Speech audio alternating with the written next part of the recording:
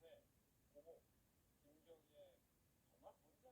나이도 많은데 남편이자 김정은의 그룹이 장성택은 김정은이 추청을 했고 처형을 했죠. 그런데 부인 김정희 씨는 아직도 건재하다라는 명상이 공개됐습니다. 뉴스 속보 전해드립니다. 다만 우리에게 위협이 되는 남소모 순환 미사일이 발사되는 경우에는 적어도든 고고도든 이 탐지와 유격의 문제가 없다고 강조했습니다. 하지만 북한이 이번에 발사한 순환 미사일이 지난해 9월에 발사했던 북한형 토마호크 미사일과 동일한 미사일인지 여부에 대해서도 추가 분석이 필요하다는 입장입니다. 다만 한미남국이 연합 자산을 통해 관련 분양을 사전에 예의주시하고 있어서 탐지는 했지만 세부적인 분석이 더 필요한 만큼 자세한 증기가 어려웠다고 설명했습니다.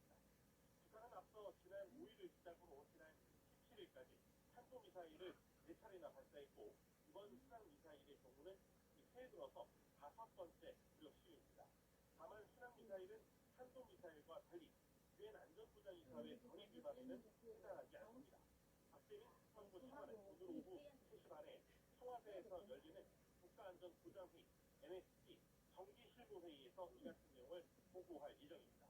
지금까지 국방부에서 단도를 복구하는 모습은 포착되지 않고 있다고 말했습니다. 홍대는 실험장 파손 이후에 관련 활동을 예의주시하고 있지만 주목할 만한 변화는 없고 한미 정보당국이 관련 동향을 명밀히 예의주시하며 추적 감시하고 있다고 말했습니다. 앞서 올리 하이노는 전 IAEA 사무차장은 미국의 대통의 특징은 레이더로 계속 다음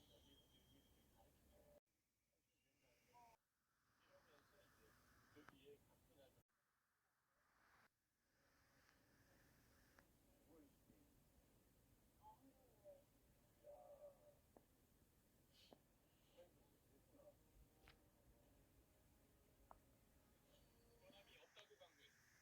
앞서 두 차례 미사일 시험 때와 비슷한 반응으로 추가 제재 같은 즉각적인 대응은 이뤄지지 않았습니다. 미 국방부는 그러나 동맹들과 다음 주 미 국방부는 북한이 시험한 미사일들이 극초음속 미사일이냐는 질문에는 여전히 수집된 정보를 분석하고 있다며 명확한 답을 내놓지 않았습니다. 연속된 북한의 미사일 발사에 국제사회의 비판도 잇따랐습니다. 영국 외무부는 북한의 불법 활동을 끝내기 위해 대북 제재를 유지해야 한다고 강조했고 일본은 중국 대사관을 통해 북한에 엄중 항의했다고 밝혔습니다. 러시아 외무부는 앞서 미국이 북한 미사일 개발을 도왔다는 이유로 러시아인 등을 제재한 건 근거 없는 얘기라며 러시아는 유엔을 비롯한 국제사회에 기반해서 비확산 의무를 준수하고 있다고 반발했습니다. 방향을 결정하는 북한 노동당 전원회의가 김정은 국무위원장 주재로 열렸습니다. 이번 전원회의에는 주요 공장 간부들이 참여했다는 점에서 경제, 민생 문제를 집중 토의할 것으로 전망됩니다. 조선노동당 총비서이신 존경하는 김정은 동지께서 참석하셨습니다. 김정은 동지께서 당중앙위원회 정치국의 위임에 따라 전원회의를 섭외하셨습니다.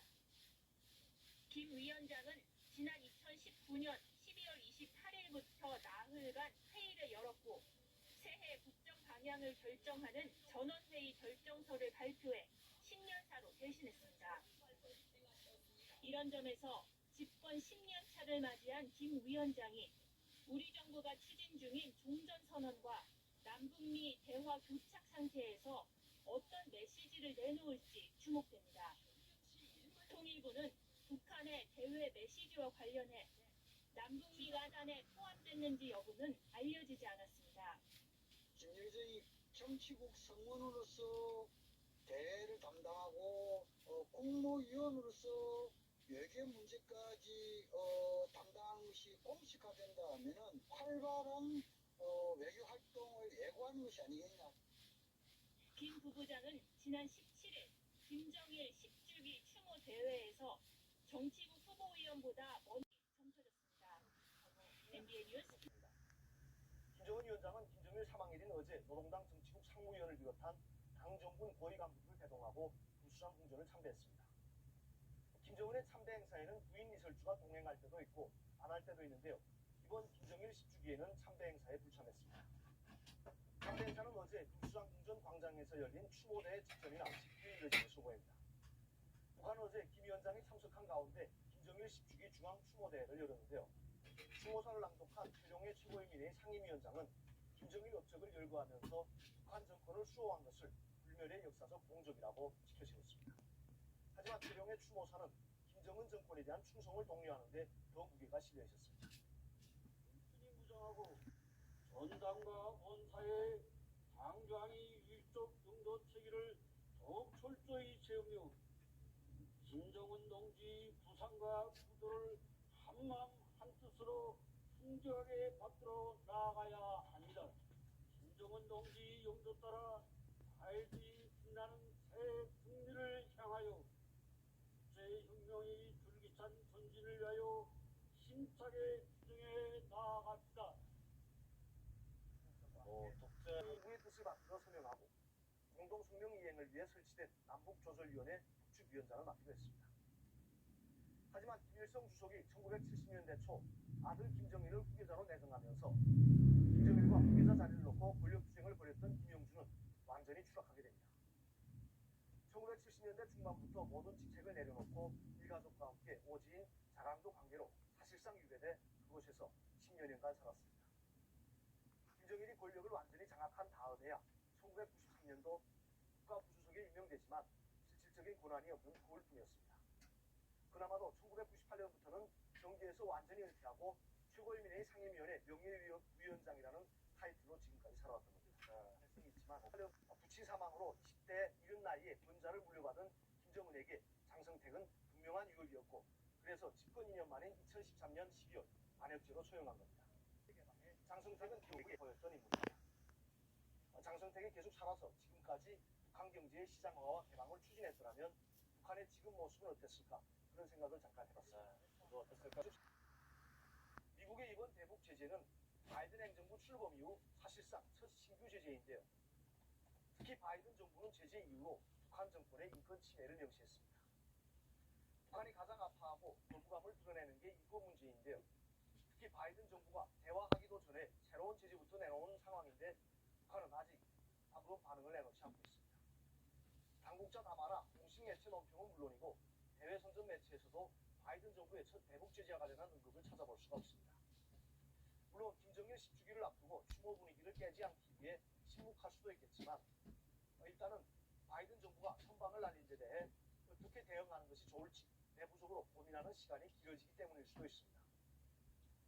일각에서는 북한이 미국을 겨냥한 장거리 미사일 발사와 같은 한방을 준비하는 게 아니냐는 관측도 나오지만 미사일 카드는 중국을 고려한다면 사용하기 쉽지 않을 겁니다. 조셉 윤 전 미 국무부 대북정책특별대표도 최근 CNN과 인터뷰에서 북한이 지난 10월 이후 미사일을 발사하지 않은 것은 중국의 비위를 거스르지 않기 위해서라며 중국이 내년 2월 베이징 올림픽을 앞두고 한반도의 불안정 상황을 원치 않기 때문이라고 말했습니다. 올림픽 때문에라도 그런 무력 수식을 하고 17년 연속으로 채택된 건데요. 유엔이 북한 인권 결의안 채택에 대한 북한 매체의 비난도 아직 나오지 않고 있습니다. 물론 유엔 총회 본회의장에서 김성주 유엔 북한 대사가 북한 인권 결의안 채택에 대해 중략적 도발이고 주권에 대한 심각한 침해라고 반발했지만 김성 대사의 발언을 소개하는 보도도 아직 나오지 않습니다. 회의에서 김정은의 대남 대미 메시지가 나오기 전까지 공식적인 대응을 자제할 가능성도 있습니다.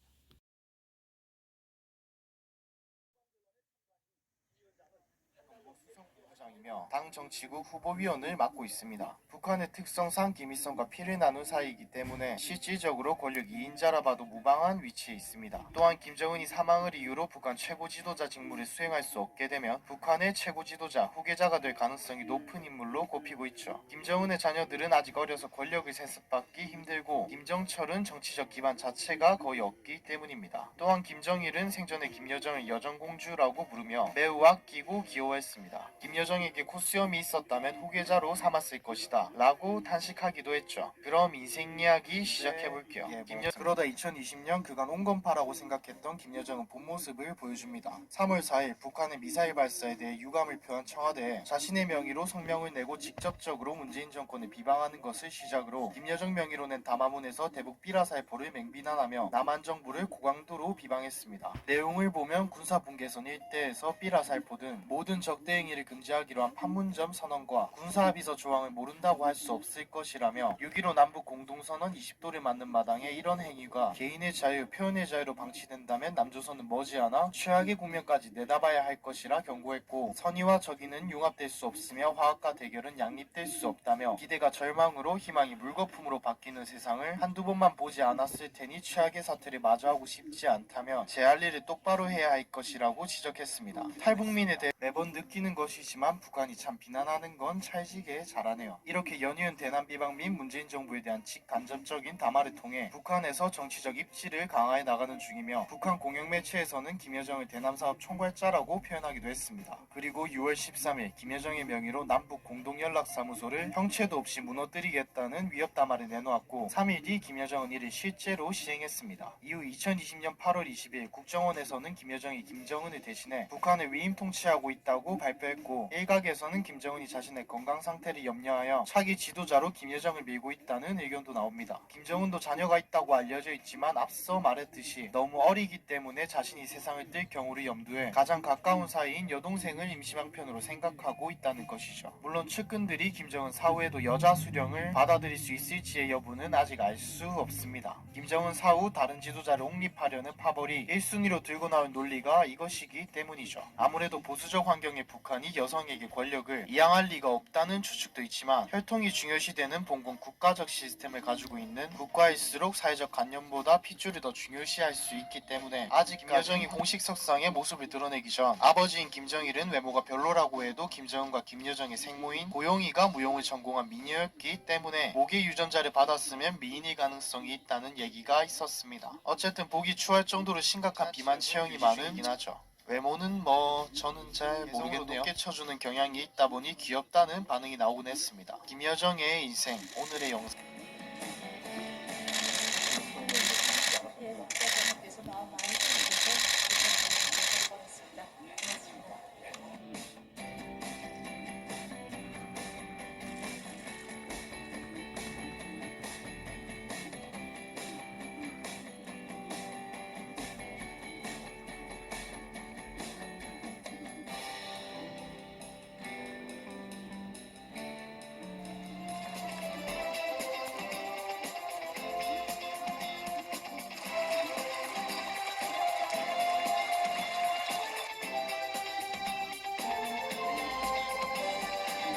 성리를 바라는 절절한 마음들이 이렇게 하나로 넘기는 뜻깊은 국민적 어레어레 느껴지지 말고 이 밤이 새도록 성리의 노래가 울렸으면 하는 그런 마음입니다.